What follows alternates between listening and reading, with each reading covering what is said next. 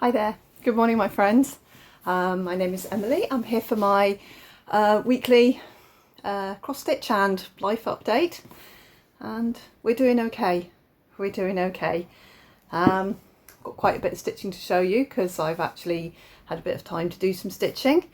Life update first, we're okay, we're doing okay. No more sight, however we did get finally called into finally as in they couldn't find the referral, it was all done very last minute.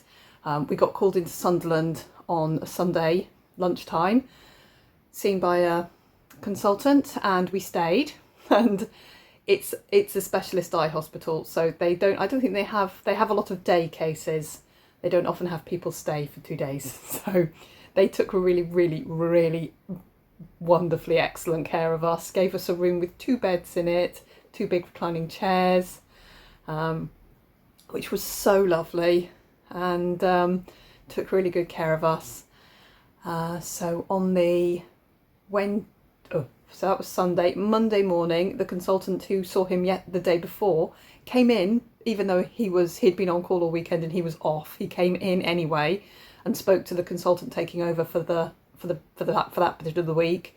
They had a little conversation about the state of Richard's eyes, and decided that they would do the left eye on the when did we do it? Monday afternoon. He was last job Monday, so we had his retina reattached in his left eye. Well, it's not reattached, sorry if I'm gory eye here. Normally they can laser it down, put spot weld it back in place. His was joined on optic nerve retina, joined on, but it was doing it's flapping around, doing its thing, flapping around, and the retina's meant to be like a piece of cardboard, is how I'm describing it. His retina is like a lace doily, because wherever the virus hit, it's destroyed and left a hole. So he said he probably couldn't actually find enough tissue to laser it down. Anyway, it's being held in place with pressure.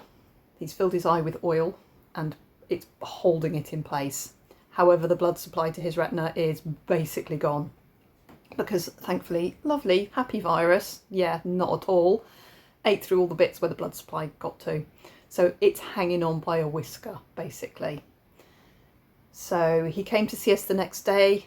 Richard got through his surgery. They don't put you out under a general, they basically freeze this part of your head.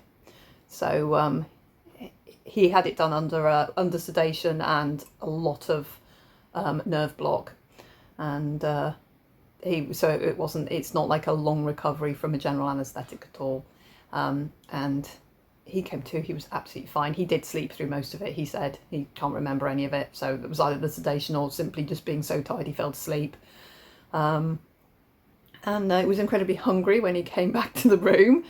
And then the next morning the consultant came and told us what he'd done, and that it's all in place but it's not going to function, basically, and sent us home and said, go and have your daughter's wedding, because it's his eldest daughter's getting married on Sunday.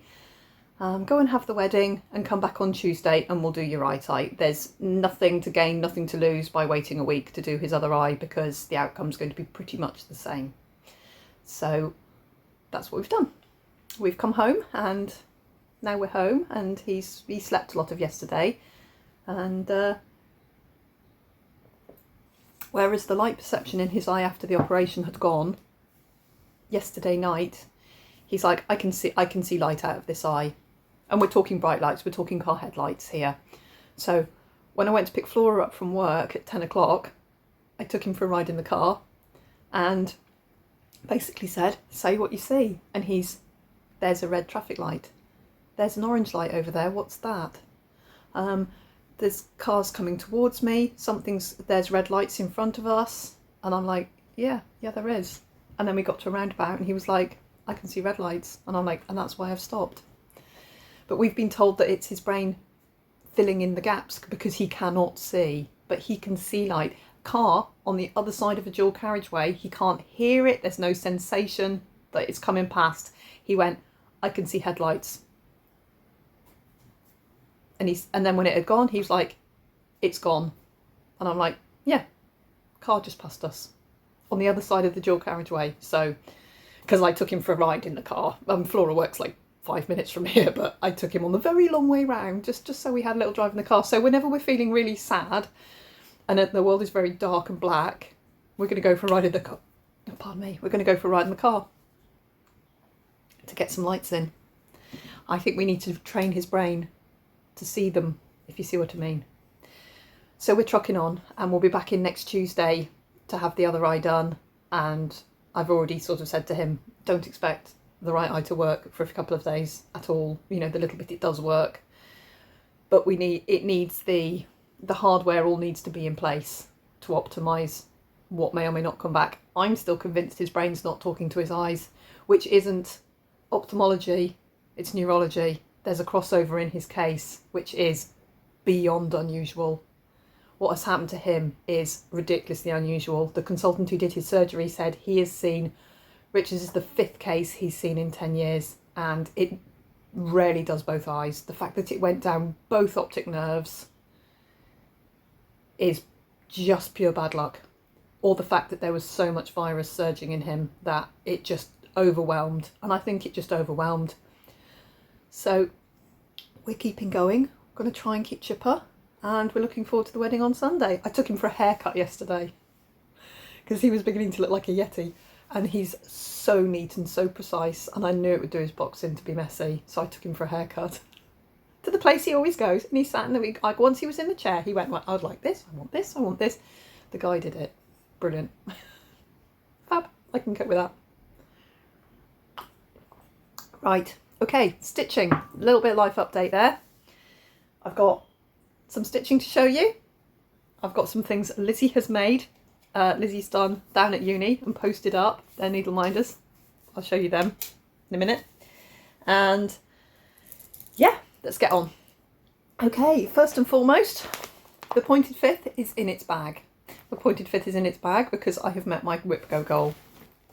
So this got called for March. So I've met at least one of my whip go calls for March, which I'm very, very pleased about. I can never put this piece down anyway.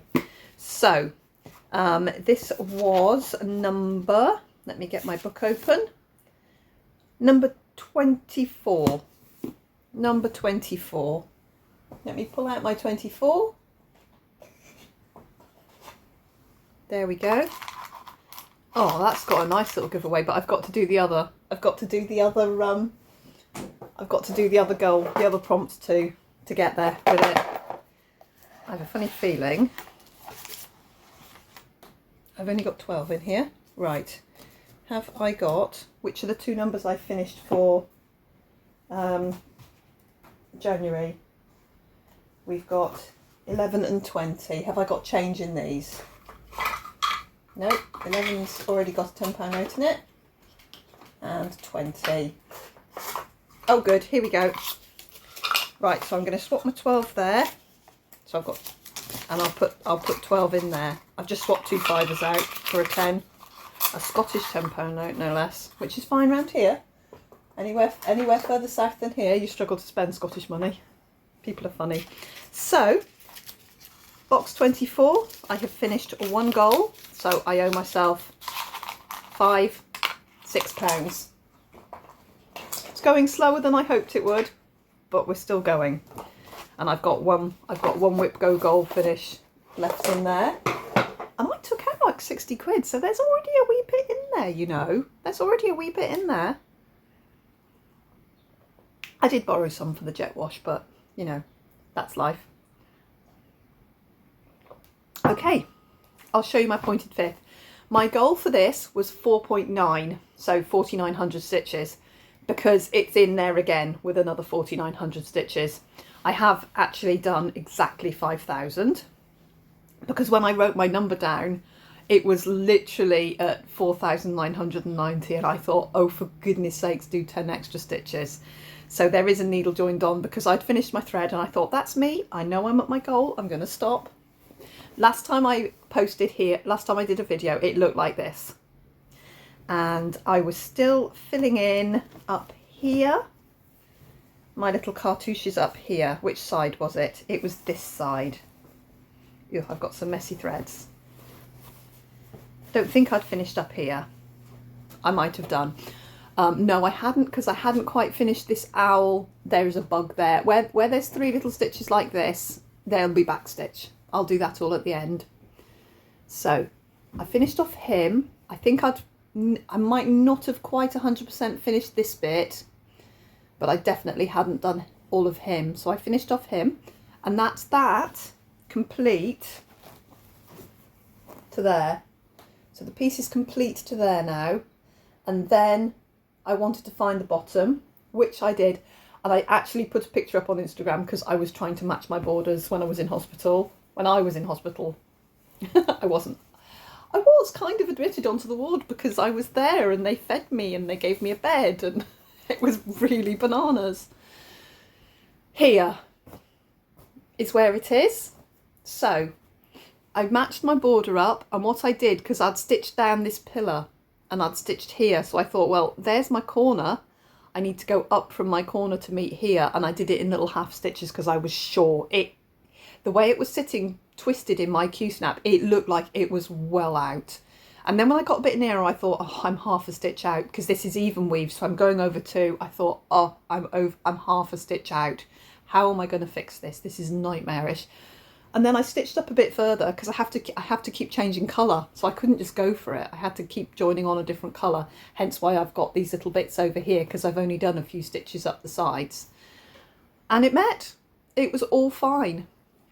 So I thought a lot about the little things at the bottom, and I'm going to do just the squares and the corners of each square in the 823 étoile. Everything else is going to be the colour, partly because I love these colours that we're down in here.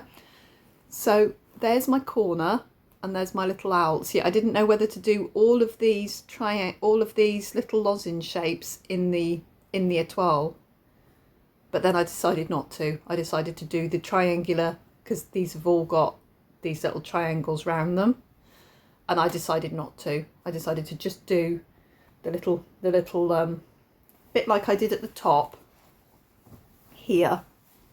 I just did those. So to match it up, I'm just doing the squares the same. So I've counted all the way down here. There's a great big house in here, which I've just started there. And then that's the bottom. So there we go.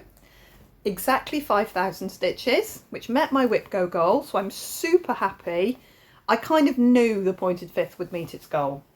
It was obvious I would meet the goal on the pointed fifth because it's one of my favourite pieces.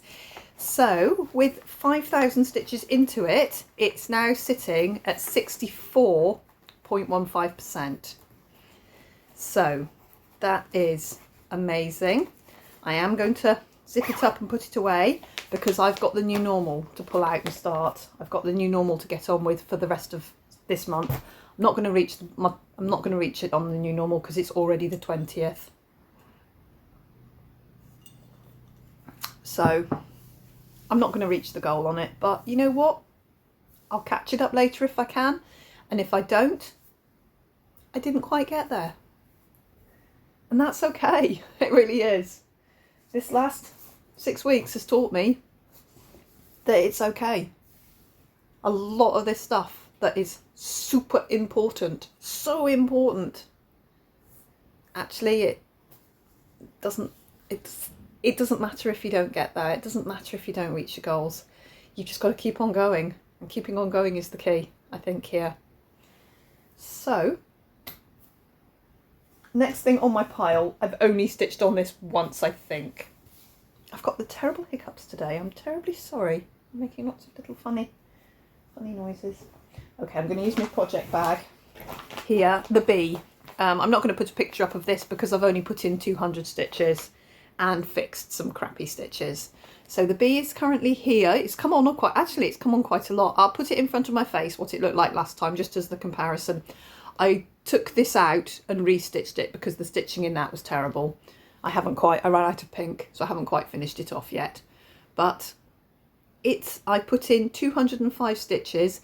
This bee is at 87.05. And this afternoon it's going to be glorious sunshine. I'm probably going to be sitting in the conservatory, and when I'm in here I can stitch on this black really well. I think there's about 800 stitches in it, which seems a lot actually. It's that doesn't seem right. No, it's not right. It's not right because there's 800 stitches in something else that I've written out, so it's not right. It's less than that. So I'm going to try and get the bee finished, and then I'll move on to the ladybird, and I don't know if I'll get the ladybird finished, but that's 2 of the 3 goals. So the bee's coming on. I only worked on it, I worked on it twice, just for a total of 205 stitches. That did not come with me to Sunderland. The pointed fifth came with me to Sunderland. I thought ahead and brought my treasure hunt bookshelf with me this time. And I brought the Tiny Modernist Sal with me. So, the Tiny Modernist Sal, which I just love.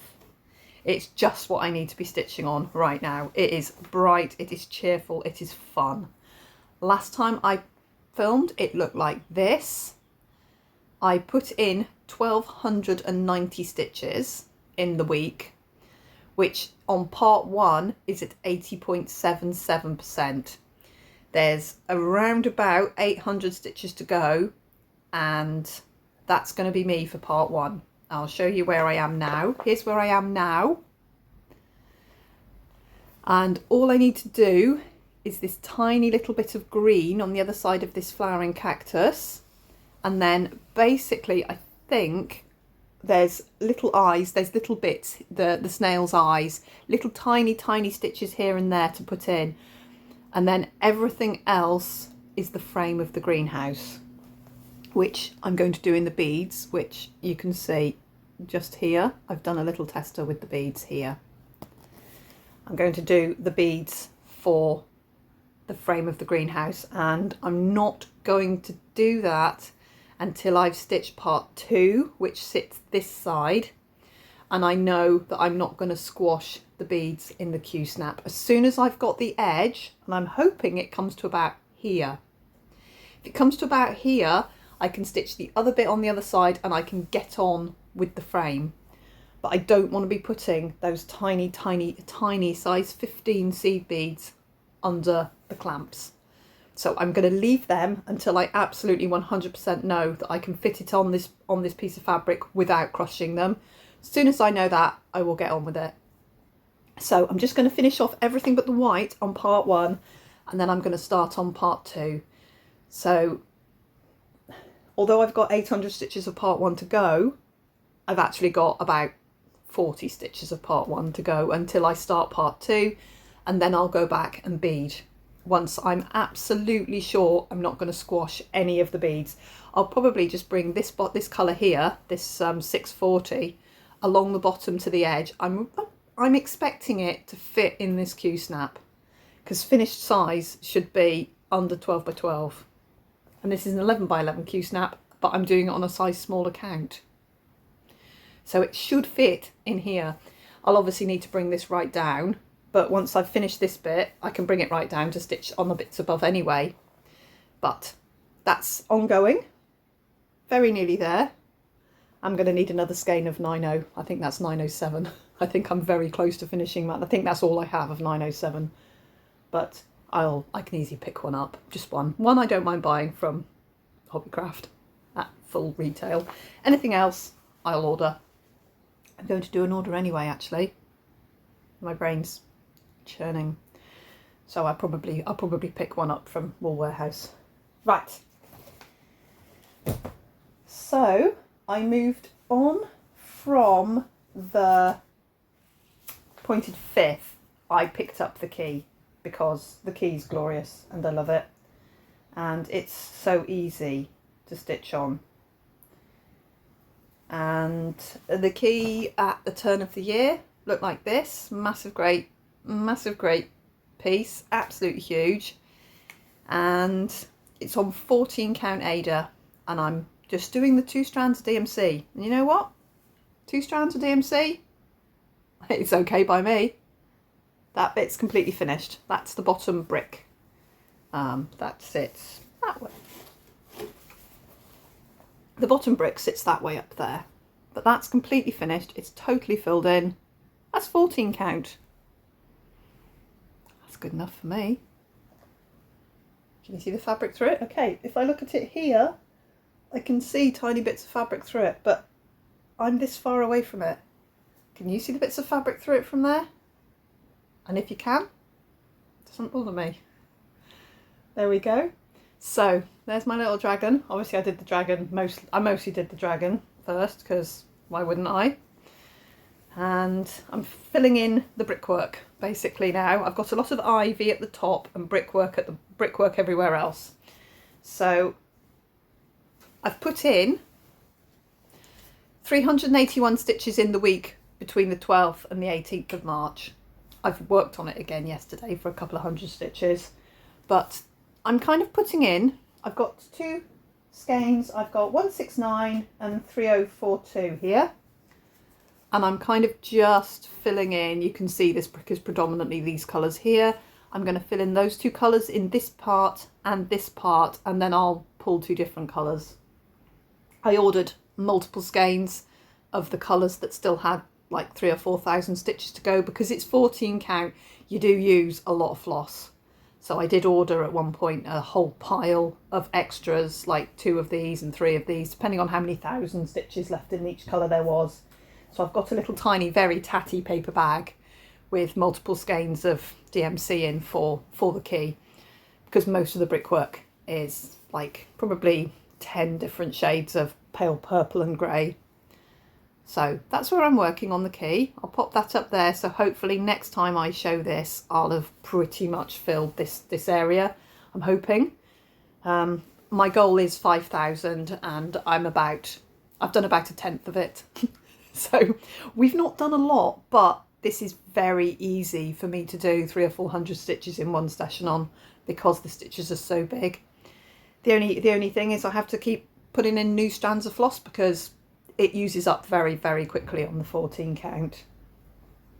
But I'm good with that. Okay, so the key is off and running. I'm gonna shoot and see if I can do the stitches into the key by the end of the month. I've got 11 days, and I've done 1/10, and I can do 400 or 500 stitches a day on this. I think I can probably get this done in time. We'll see. If I concentrate and just stitch on it today, I'll get a whole pile in today and we'll be great. But I've got knitting I need to be doing. A lot of my stitching time has been knitting time, I'll be honest, because I'm trying to get something finished for the wedding to wear. So I'll show you that in a minute. I meant to show it you last week, never went and got it. It has come on a lot since then. Oh, I can actually put it on. I've got a t-shirt on underneath. Right, okay. Yesterday morning and this morning, I picked up 324. I'm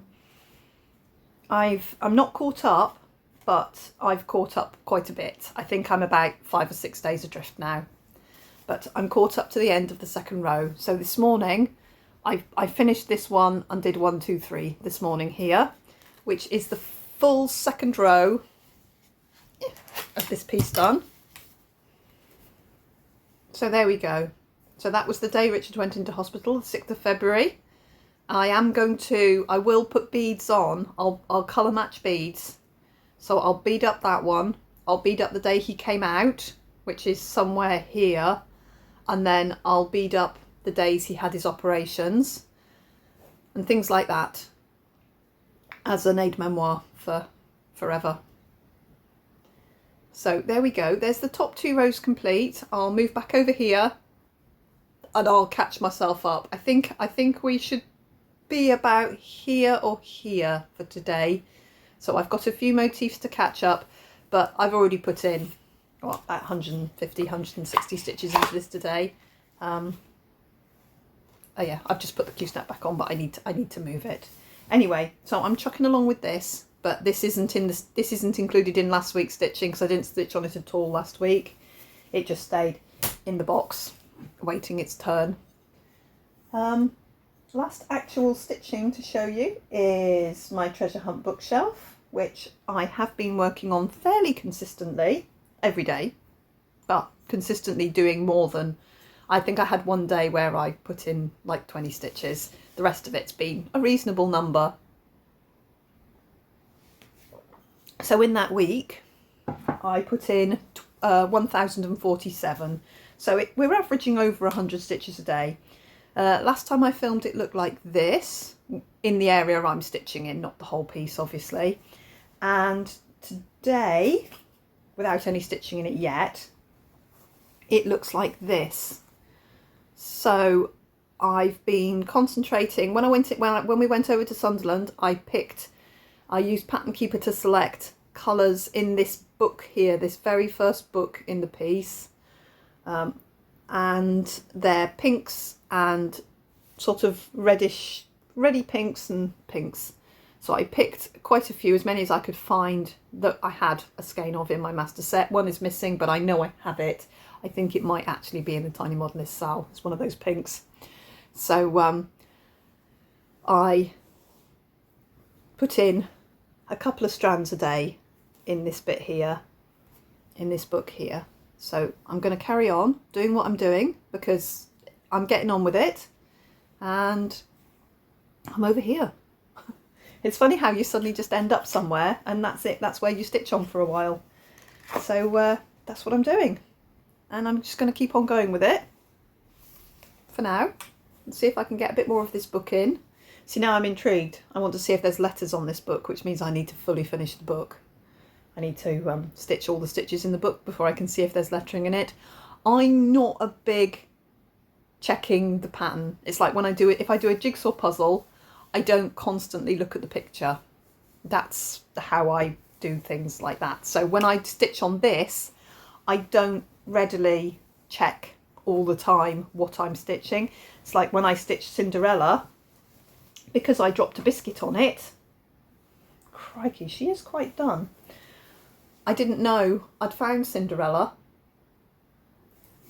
until I held it up to camera and I went, well, there she is. So she's down there. I dropped a biscuit on it and then worked down there for, what, 4 months? 3 months, 4 months I worked down there. Yeah. The only thing that truly breaks my heart for this is this was the piece that I was stitching for me and Richard to signify, you know, if I did 1% a month, it would be finished when all the kids were grown and adults. And he's never going to see it.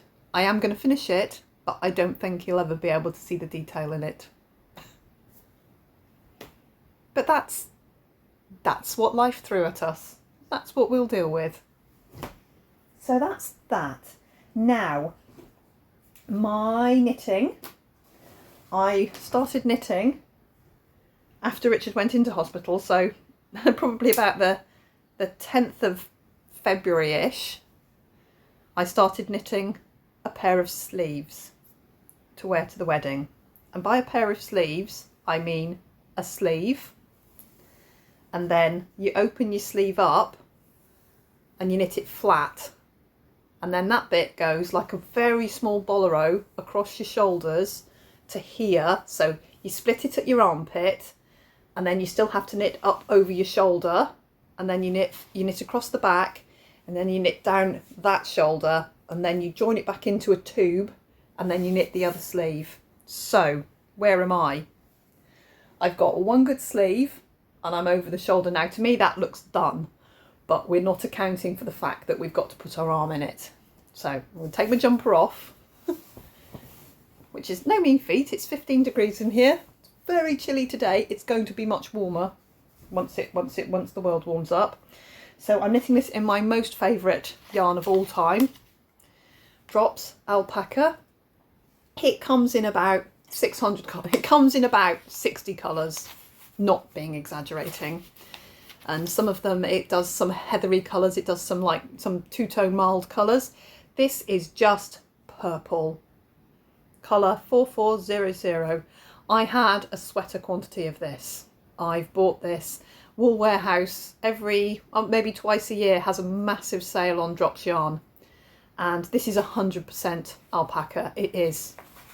It's gorgeous. You can wear this next to your skin even if you hate wool, because it's alpaca. It's different. It just hits different. So you can with this. I certainly can, and I hate wearing wool. It just makes me itch. I can wear Malabringo merino, yes, of course I can. I think anybody on the planet can. But normal, like sock yarn, oh no.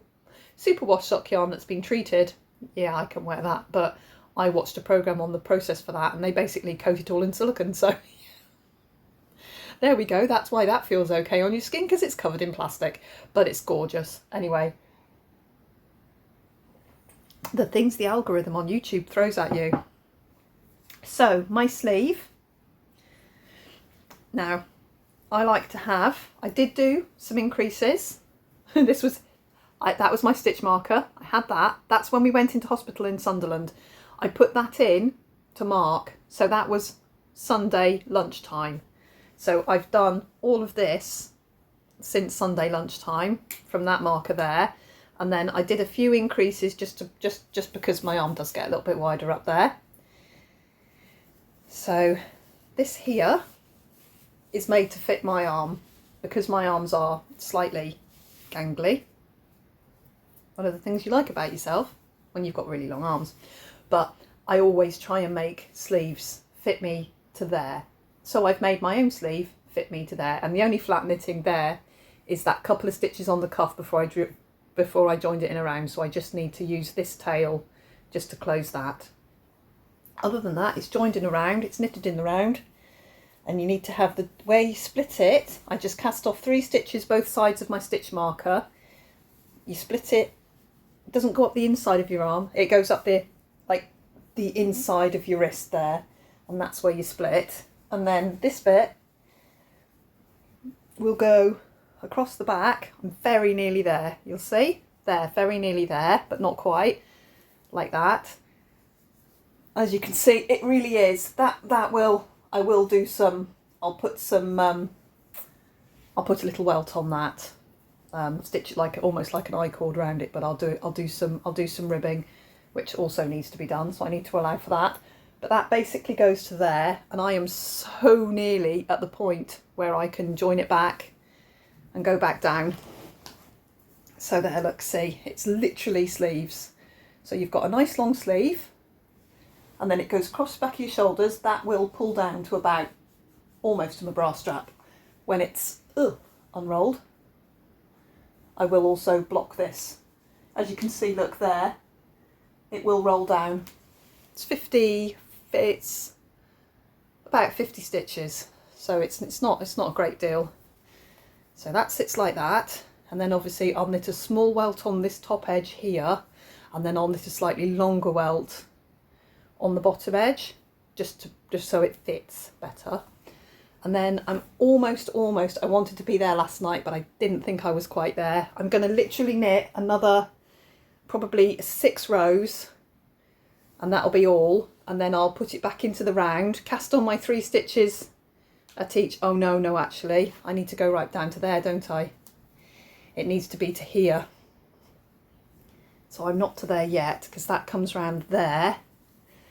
No, I need to come down to there. So I still need to come down.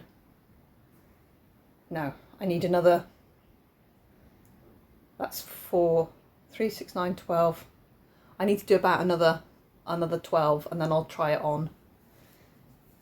And then I've got to put it in the round, check that, and then I'll literally knit 2 centimeters in the round, put it on, because I've got a longer needle on it at the moment. I can try it on and make sure that my armpits are both not pulling too tightly. Equally, I don't want it too loose.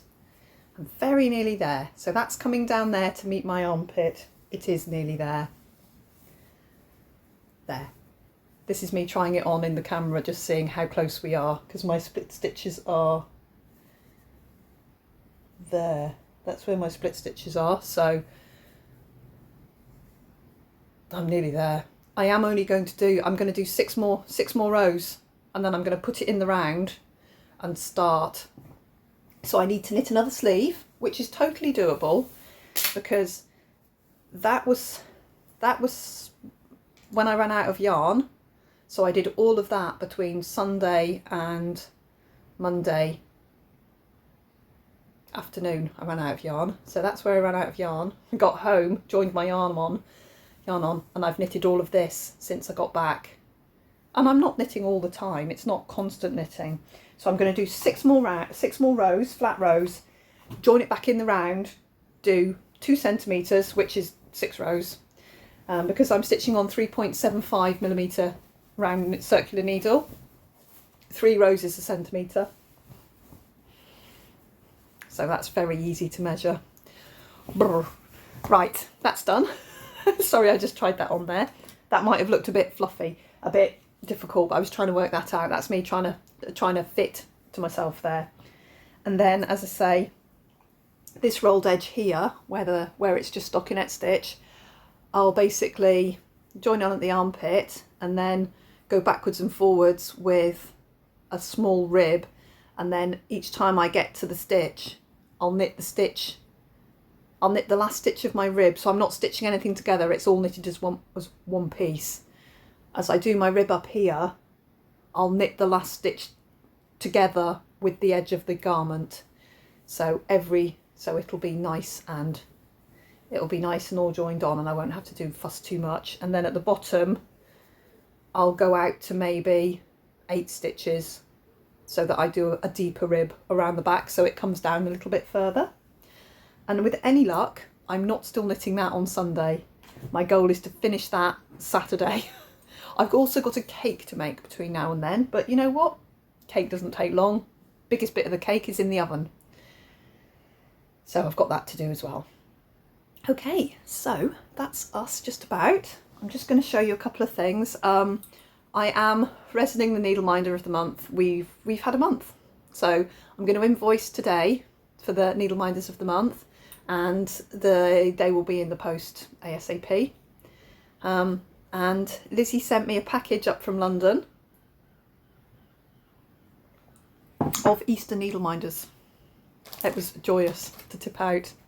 I have got these. I already have resined. I have got Easter bunnies. I have got Easter bunnies with a blue back, Easter bunnies with a pink back. Look at these. So I've put the resin on them. They're still very thin, very light. If you've had one of these from me before, or one of my wooden resin needle minders, they're super light. So if you stitch in hand and you don't want a huge needle minder, these are lovely. And then we've got strawberry patches. We've got a few strawberry patches. These are lovely. And then we've got eggs. And I don't quite know how to show you all of these, but the metallic is in, the egg has got metallic on, and some of them have got the pink background, woo, some of them have got the green background, you can see the shiny resin on them, and I've got blue background. And as I say, the pattern on the egg, put it in front of my face, and that's going to be the best way of doing it. There, the pattern on the egg is in a metallic paint. So I've got I've got the pink background, and I've got the blue background, that one's got purple, and then I've got the green background. So what I'm going to do with these is I'm going to put these up on Instagram, and then we'll just work through PayPal, because I've not done my Shopify yet at all. We had a week of being in Sunderland and things. Yes, I probably could have done it all there, but I didn't. So I'm gonna pop a post up on Instagram, and if you want one, just drop a comment and I will ping you on Instagram. If you aren't on Instagram but you've watched this and you'd like one, just send me an email. We'll do it all through my business PayPal, so you don't need to give me your address or anything. As soon as I'll invoice basically. So all I need to know is where you are if you're in the UK or you're out of the UK. That's it. And if you're a needle minder of the month person, let me know and I'll put it in with your needle minder of the month, and there'll be no postage on it. So there's that. They're just from Lizzie. So Lizzie, the proceeds will go to Lizzie for those because she's at uni without the full grant. But obviously she'll get her full grant this year. this coming September she'll get full grant because our income's over halved. So that's something for Lizzie, I suppose, because she's struggling a little bit with student loans at the moment because she didn't get the full award this year from householding because it's means tested.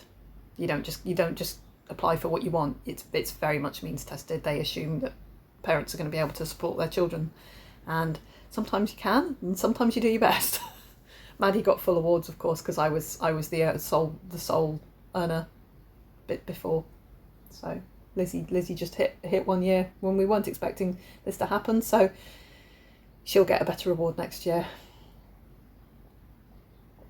Anyway, I'll get that sorted. I haven't made any bags or anything yet. I really wish I had pulled my finger out and done that, but I haven't yet. I'm knitting sleeves for a wedding on Sunday instead.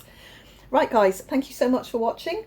I'm looking around here at all this stuff I've got lying around. Yeah, I need to sort myself out, really. I'm still desperate to start these long dogs, but holding off for now because I've got too much else on at the moment, and I really do want to meet some of my WIPGO goals. I really do. It's not from lack of trying, it's from lack of time and things. Anyway, I will see you next week for sure. I'll be around next week sometime with how far I've got, and we'll nearly be at the end of March, but hopefully I will have done a bit more of my WIPGO and we'll be a bit nearer sorting everything out. And I know I've got another at least 24 hours sitting in Sunderland Eye Hospital, so I'll take some good stitching with me and I'll do some stitching while I'm there. They're absolutely lovely there, and the expertise is there. When you know that the people you're talking to, absolute experts, and you're like, okay, this is where we need to be. I wish we'd been there a month earlier, but a month ago he was very unwell with encephalitis, so we have to balance. And by the sounds of what the consultant said, the day his lights went out, which was only Friday, Saturday, it was 3 days after we went into hospital, so he hadn't even been diagnosed then. So the day his lights went out was the day the damage started. So it wasn't something that was gradual. It was gradual, the damage was gradual, but the damage was done, if you see what I mean. When his lights went out, that is when the virus started attacking his optic nerves. It then travelled down through his optic nerves and attacked his eyeballs, but the damage was done. That brain end of the optic nerve, when he went blind that Sunday, that's when he went blind, if you see what I mean. It wasn't something that could have been recovered from that point. From that point, the optic nerves were damaged. Everything else, all the rest of the damage, is just pointless added on extra heartache. But it's debatable whether the optic nerve will recover, full stop. The blood supply to them is also pretty catastrophically gone. But he can see lights, so it's not all gone. There is still some pathways there, and if his brain can figure out and make the connections as to what his eyes are seeing, even if it's just shapes and lights and the tail lights of cars, anything is better than nothing. He said, there's a green light, that's a red light. Colour, when you've been living in darkness, to see a coloured light must be brilliant. It must be. Right, guys, we're staying positive. I'll be back after we've had the surgery on his right eye, and we've got everything crossed that there's more. The left eye was by far and away the worst damaged. When I saw them in Liverpool, and the consultant there showed me the scans of the back of his eyes, and he explained to me the damage that was there. The left eye was really bad. The right eye was maybe half as bad. Now, I don't know if it's as bad now, if the damage kept happening or not. we'll wait and see. But we're positive. I'm stitching, I'm knitting, I've got to make a cake, I've got to fix the straps on my outfit. I'm now questioning my outfit. I think it's a winter outfit and I don't know whether it's going to be a lovely sunny day and I should wear a pretty summer dress. I'm now questioning everything. I'm trying to break a pair of incredibly flat shoes on. I usually wear great big heavy wedge heels, but Richard likes me not taller than him, so I bought incredibly flat flats, which my feet absolutely hate. So I'm trying to wear them and break them in before Sunday so I'm not hobbling by the end of Sunday, or worse, barefoot. Probably be barefoot by Sunday. We won't last the whole day anyway. We won't last because his stamina is basically non-existent. A haircut and a ride in the car yesterday was all he could manage. Okay, now I'm just rambling. Right guys, you can see I'm much better in myself. I'm adjusting to this. We will adjust to it. We will get there. Life-changing stuff happens and you just get on and you deal with it. And that's all there is to it. I will see you next week at some point. Have a great week, whatever you're doing. And catch you later. Bye-bye.